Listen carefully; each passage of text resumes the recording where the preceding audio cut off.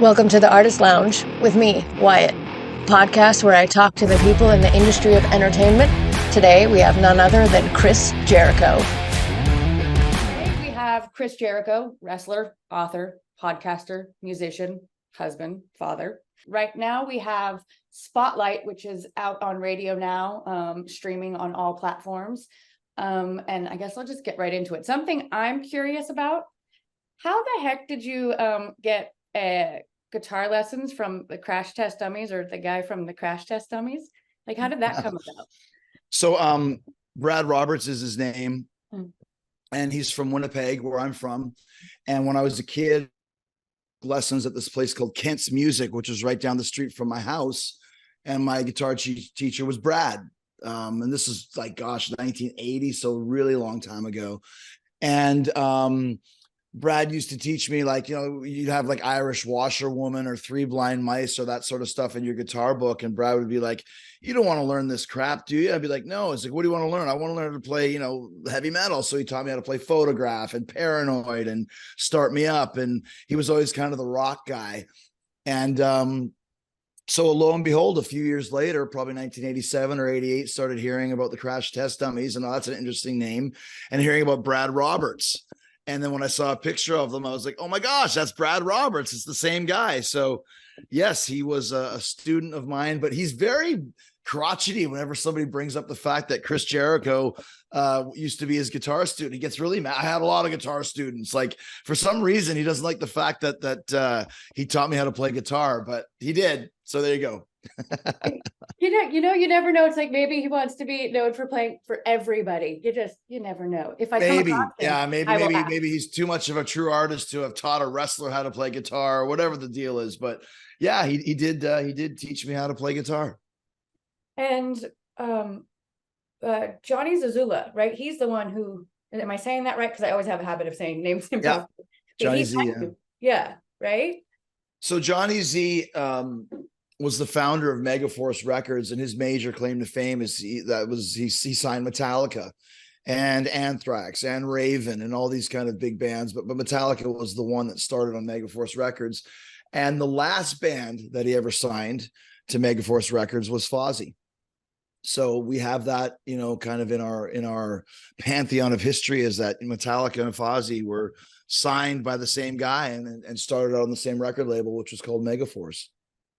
I mean, that's pretty epic. I mean, he's a legend in and of itself.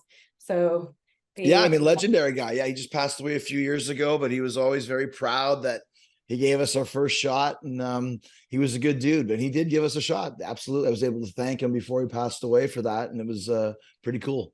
For some reason, if you like metal, you like horror. If you like horror, you like metal. And you yourself are a horror fan, correct? Yeah, absolutely. For sure. For sure I am. Can you, I guess, do you have insight as to why there is that connection? There's always been a real connection between horror and heavy metal, wrestling and heavy metal as well. They're both very, I guess very, the imagery, kind of the violent themes, if you read any metal lyrics, especially from the 80s, Slayer, Metallica, Anthrax, Megadeth, they're all very horror movie based. That actually makes super sense to me. The horror. Yeah, like I said, it's like wrestling and music. They're both very aggressive forms of entertainment that very much depend on the reaction from the audience as to what kind of a vibe you get when you're doing it. So there's a lot of electricity and chemistry that you get with an audience that makes you have a better match or makes you have a better concert if the crowd is into it, and you feed off each other's energy. So there's a lot of similarities in those two fields as well. Speaking of similarities, what similarities do you see wrestling and then performing? Because there is a showmanship, and you are a showman. Like it's a lot about the performance as well.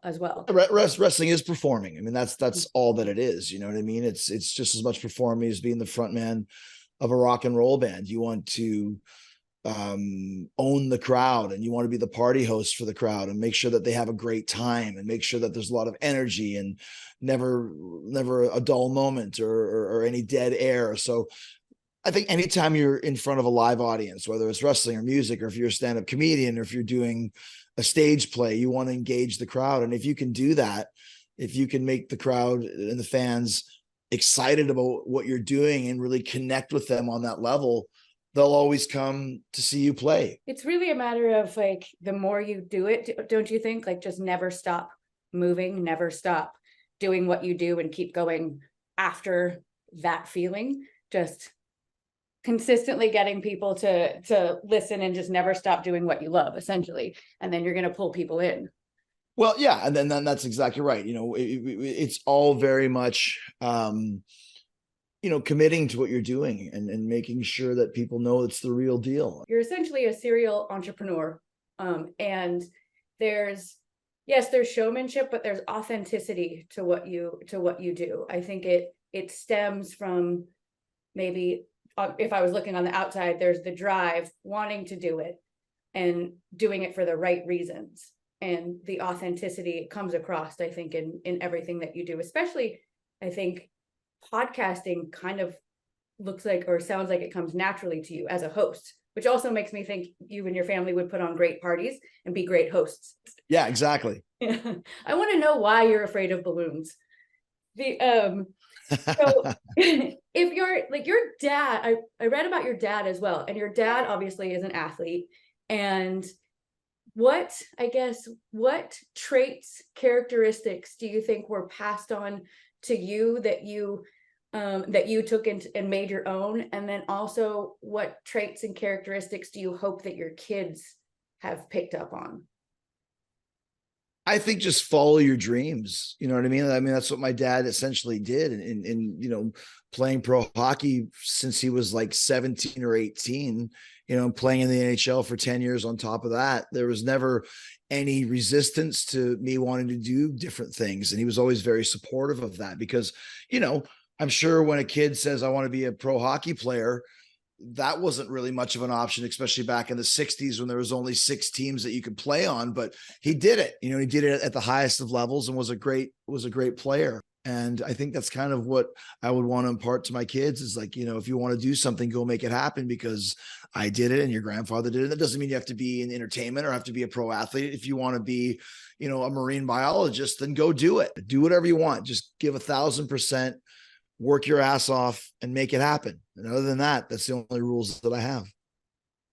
I like that. The support, it seems like you're very supportive and you had a lot of support from your family as well to go after your dreams. Both of the 2 main careers that you have are physically draining. Wrestling is intense. Performing is intense. So do you get your workouts there on stage, or do you do prep work for that? Meaning, like, you have to obviously have a certain diet and stick to that, but certain lifestyle changes have to be intact for you to be able to do what you do. And I guess, I wouldn't say it's lifestyle changes. It's just lifestyle, period. I know what I need to do to put on a great show. And I know what I need to do to have a great match. And that's one thing with having the embolism, losing 30 pounds really helped me. With Fozzy, it's 80 minutes of nonstop cardio. There's a lot of jumping and kicking and moving and swinging and spinning. And, even singing and putting on any type of performance is harder too, because you're exhaling air as you're using your body to be visual too. So that's a very cardio workout, and you can't, feed the machine with pizza and cheeseburgers every night if you want to do that. So, and it's the same with wrestling as well. You do have to kind of take care of your body, and obviously wrestling is a very aesthetic looking. It's a looks business, which you have to do as well. And so is rock and roll. It's show business. You got to look good. I don't care if you're Mick Jagger and you're 80. He still looks like Mick Jagger, and he still moves good and sings good. And that's kind of like the template right there for guys that you can look up to. Bruce Dickinson, I think, is 65 years old. He still sings great and is running all over the place and changing costumes. I mean, that's his responsibility to his audience, and he takes it seriously. And I think I feel the same about that, and want to kind of follow in the footsteps of those guys. Well, if you think about it, we said Jagger, obviously he's like 80, Biden's 80. Which one would you rather be doing? Well, I mean, exactly. And look at the difference between the two of them. It's like Mick, like if you look up close at Mick, he looks 80, but you see Mick from the stage in a stadium, he looks like it's 1975, you know, and I think that's very important. I think that's something that if you're an entertainer, you have a responsibility to look the part. It really does. It really does. Yeah. The what was it? Is it true that Kurt Angle wanted to be in Fozzy? No, I think he said that once, just in an interview or something, you know, apparently he plays drums or something like that, but he, you know, he might have said it, but it's that would have probably killed Fozzy if there was two wrestlers in the band. You know, and plus our drumming is not easy to play. So if you can sit down and play a four on the floor backbeat, it's a lot different than having to play, you know, Bad Tattoo or Spotlight or something like that. Yeah, with Spotlight, you brought in John Andrews, correct? Well, Johnny Andrews has been our producer and kind of our co-songwriter for the last 3 records. The last 3, okay. Yeah, so he's kind of our Bob Ezrin or our Bob Rock that really kind of opened the door to us getting such mainstream success, because he writes radio hits, you know, and we worked with him to put together these songs like Judas and I Still Burn, Insane, and Spotlight, and, you know, Burn Me Out, and Nowhere to Run, and Painless, and all those tunes that were big hits for us. It really did kind of change things. I never realized how important rock radio is, including satellite radio, until we started getting played on rock radio and satellite radio. And then you can just see the numbers explode and see just how much emphasis there is on having those radio tunes. And then Judas, like I mentioned, having a gold record with Judas, and, you know, they're playing it in sports arenas and soccer games and, you know, on the radio and on TV, and, you know, they're singing it on Cobra Kai, and just, it becomes bigger than you, and it's not as huge as Enter Sandman was for Metallica, but it's our version of that. So it's just really, really cool to see how the band grew when Judas hit. We do have to go, so I have one super random question. Would you rather be stuck in a rom-com with your enemies or a horror movie with your friends? Oh my gosh, yeah, horror movie with your friends for sure. I mean, anything with your friends is more fun, but yeah, unless it's a rom-com like Shaun of the Dead, in which case that might be kind of fun. But yeah, anything a horror movie and friends, I'm all in. And I run faster than my friends, so I'm good. push the slow guy behind, and that's like when you go swimming in the ocean. I always make sure I'm not the last guy, the furthest guy out in the water, because if the shark's gonna come, he'll go for the furthest guy.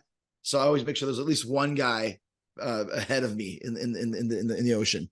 I think our generation I was raised on like what was it, Red Dawn and Mad Max, so my brain automatically thinks about like, how am I going to get out of this scenario? Yeah. And totally. Yeah, so I think it's embedded into us to be like that. Yes, absolutely.